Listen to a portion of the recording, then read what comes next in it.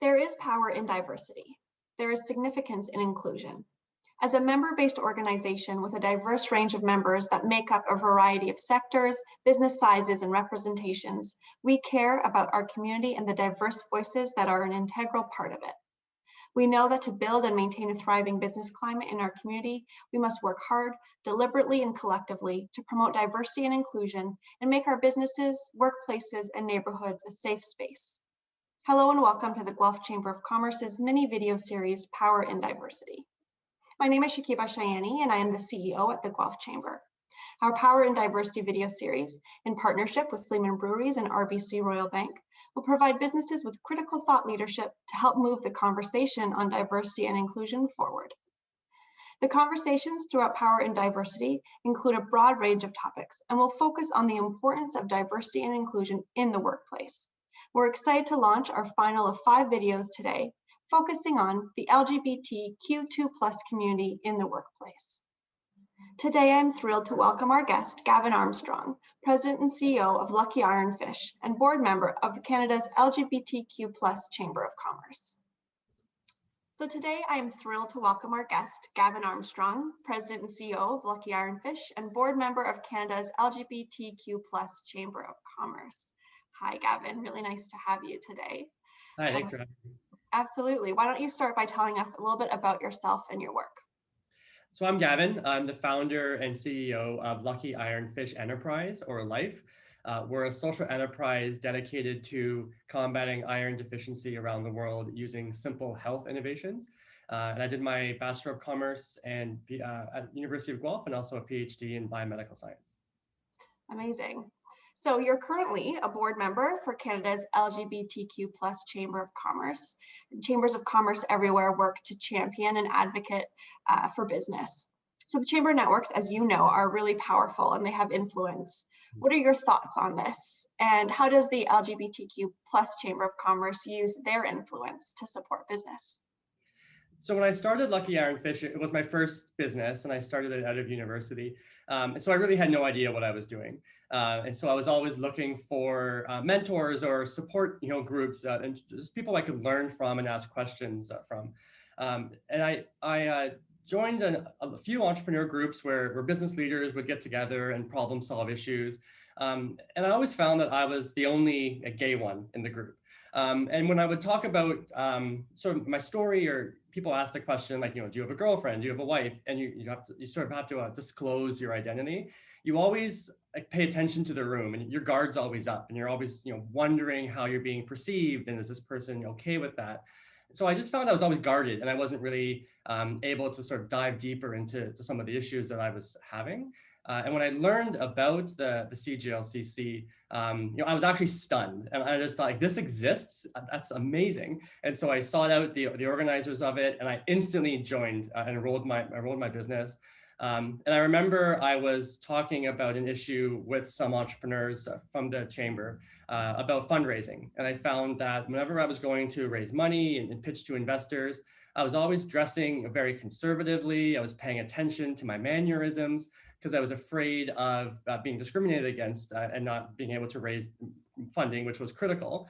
And all of the entrepreneurs said they did the exact same thing. And it was this relatable issue that we were able to talk about and provide some strategies around how to overcome it. And it was just so refreshing to have a group of people who knew what it was like to be an entrepreneur who identifies as LGBTQ2. And so the Chamber is an incredible organization. I'm so privileged to be a part of it. That's amazing. It's a good reminder about the significance of that feeling of connection and belonging within any network, and business is one of them. So really glad to hear that you were able to find that. We know that the LGBTQ community has a huge impact on the local, provincial, and national economy, but the community still faces barriers, like you were saying. What are some ways businesses can help create a more inclusive Canadian economy? So LGBTQ2+ businesses generate about $22 billion a year in revenue in Canada. And they employ about 500,000 people. And so it's an incredible powerhouse and a really important part of our Canadian economy. But we know that there's still a lot of work that can be done to help alleviate barriers that those businesses face. A lot of large corporations, and now even the Canadian government with the most recent budget, supports diverse supplier programs and procurement programs.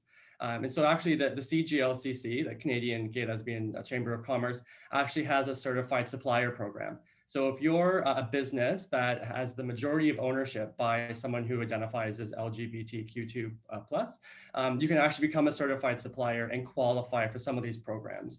And so it's a great opportunity for helping provide opportunities for those types of business leaders. Okay, awesome. We'll make sure to link to that as well as a resource for folks to check out. So in the workplace, like you said, there's still a lot of individuals who are unable to be their full selves, who feel like they have to hide their identity for fear of losing opportunities, like even you said you have. How can employers create a safe environment where individuals can feel comfortable identifying as who they are as LGBTQ+? Diversity, inclusion, and equity is a critical pillar for us at Lucky Ironfish. But we also understand it's an ongoing discussion, and we know that we could always do better to be more representative of our society. One thing we've started to do is an annual anonymous survey where we actually track various forms of diversity and ask staff and board members to self-identify for various aspects. And we actually put those stats on our website. And we do that for a couple of reasons. It's really important for us to demonstrate that we're actually having this conversation internally, and that we're actually looking at who we're hiring, who's on our board, and making sure that we're actually being representative. But it also starts internal dialogue as well. And we've had staff who are non-visible minorities or from other vulnerable groups who have actually said, I really appreciate you doing this. And it's actually allowed us to feel seen and to be able to participate in this dialogue. Another simple thing that we do at Lucky Ironfish is we put our pronouns either in our email signature or in our Zoom names now that everything's on Zoom. And this is really important because even if you think your gender identity is obvious, it actually signals that you're an ally and that you're a safe person for someone if they want to disclose their gender identity to you. And we're also just very mindful about how we're posting job opportunities. And we're making sure that we're posting them on a variety of different networks, so we're getting the word out to the most amount of people we can. And we're mindful of the language we use in those postings. Again, just to make sure that we're making sure we appeal to everyone. I want to make sure people know we're a safe place where you could work.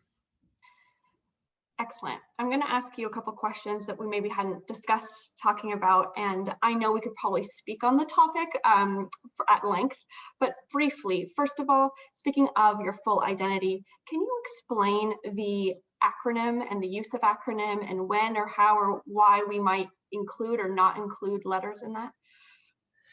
So the acronym is growing, and as people have acknowledged, where it used to be LGB and then LGBT and then LGBTQ, and I think that it's important because it's trying to be inclusive, and that their identity and orientation it's a spectrum, and so people shouldn't have to feel that they need to fit into a box that they don't necessarily identify as.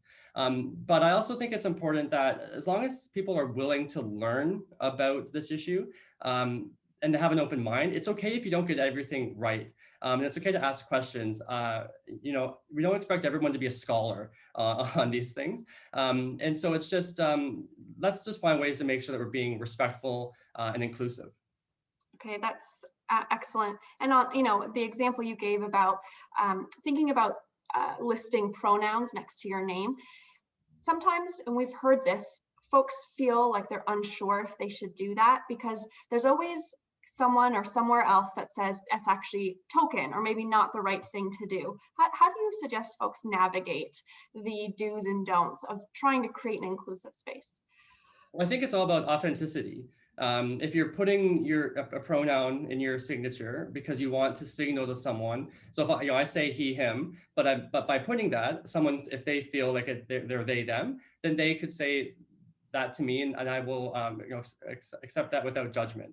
But if someone puts in the pronoun and they're still not respectful when someone maybe discloses that, or they ask inappropriate questions, or they haven't actually just taken the time to learn about the why, and to maybe handle a situation where someone is discussing that, then you're not really doing it for an authentic reason. And I've been in meetings where we start off by identifying pronouns, and you have someone say, well, I don't know why I need to do that, or something kind of like inappropriate. And then we have a little bit of a conversation on, well, how do we create a safe space? And one of these simple things you can do is just say your pronoun. It takes half a second. Seems simple enough. So in an effort to foster workplace belonging, companies have implemented what's known as employee resource groups. How important do you think employee resource groups are in the workplace? And is it one of the best ways to create an inclusive work environment for everyone and anyone, and specifically LGBTQ plus employees? I think groups like this can be really beneficial, not only for creating a safe space to discuss issues, but they're an opportunity for people to learn. And so you don't necessarily have to identify with that group if you want to participate, and just to understand the issues. And so you can learn about how you could help tackle that problem and help eliminate some barriers that are out there. I think these are definitely seen more in larger companies. So with Lucky Ironfish, we have 7 employees. So most of our discussions are just with the group as a whole. And it's just really important to create that safe space. And you can do that by setting some ground rules. So this is a place where you won't be attacked or judged for your view, as long as you're being respectful. And we just have to understand that diversity, inclusion, and equity is an ongoing conversation. So to have that conversation, you actually have to have a space to be able to discuss. Great point. So we know studies have shown that there is a lack of LGBTQ plus representation in specific sectors, for example, in finance. Why do you think that is? And how do you think businesses could create more diverse representation across any sector? Yeah, there are still a lot of people who are afraid to come out of the proverbial closet. And it's definitely fear of discrimination, clients, management, thinking that you won't be able to work your way up that corporate ladder. I think that organizations just need to signal and demonstrate that that's not an issue, and that they are a place that supports equality. Any company can join the CGLCC. So I mentioned certified suppliers, but if you just want to be a member, you can join. And all the big banks are members. There are lots of great companies across Canada that have joined the chamber, and the chamber is always looking for more companies to become members. And it just demonstrates to their staff that this is a company that cares. Staff can attend events, conferences. You can meet people, and it's just a simple gesture. We've had a lot of conversations recently about pride flags and flying pride flags at schools. And some people say, I mean, it's just a flag. How is that going to do anything?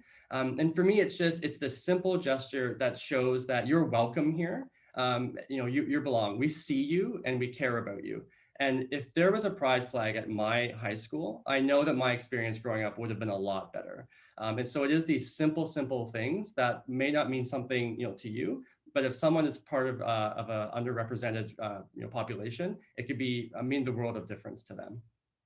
Great, thanks. And I'm just going to take that opportunity to loop back to, so we have simple gestures like the one you just spoke of around flags, putting pronouns next to your name. You talked about the idea of actually taking count of those that may identify a specific way, whether it's LGBTQ plus or as a different demographic. And we know that you can't change what you don't measure. So I'm thinking that's why that's a worthwhile endeavor. People are also often worried about asking too many questions, collecting information that feels perhaps like it's contentious to do. What's your recommendation on why it's important to ask demographic questions? Most companies now have a diversity, inclusion, and equity statement, but you want to make sure you're actually walking the walk, not just talking the talk. So you don't know how to fix a problem if you don't know the problem exists. And so if you want to have, you want to ensure that your staff are a representative of society, you need to be looking at who's there. And so you have to be asking these questions. And I mentioned before around intent and being authentic. If you're doing this because you want to have a genuine understanding of who's in your organization, then that's one thing. If you're doing it just to check a box and say, yeah, you did it, there it is. That's another. And that's why at Lucky Ironfish, we actually put the stats on our website, and we can absolutely do better. And we're always striving to do better. I don't think you should only post it if you have a perfect score. You want to say, here's where we are, and here's where we want to be. And I think that that's a critical thing for organizations to do. Excellent. Thank you so much for joining us and for all of this really significant insight today, Gavin. If you'd like to learn more about Gavin or Lucky Ironfish, we have it all linked below, and look forward to having some ongoing discussions. Thank you all for tuning in to our 5th Power in Diversity video. If you haven't already, I encourage you to check out our previous videos on inclusion, on newcomers in the workforce, on accessibility in the workplace, and on women in entrepreneurship. I'd like to thank our sponsor, Sleeman Breweries, for the support in this project. Sleeman Breweries is committed to developing a diversity strategy and laying out a plan for how they will be a more diverse and resilient company. Their strategy and plan encourages open and honest dialogue and places value on the best ideas, skills, and experiences that all their employees bring to the company. I encourage you to read the message from our sponsor below. I'd also like to thank RBC Royal Bank for supporting our Power in Diversity series. The Guelph Chamber is committed to these important conversations to ensure we all continue to learn, unlearn, and support one another to foster a welcoming, safe, and diverse community.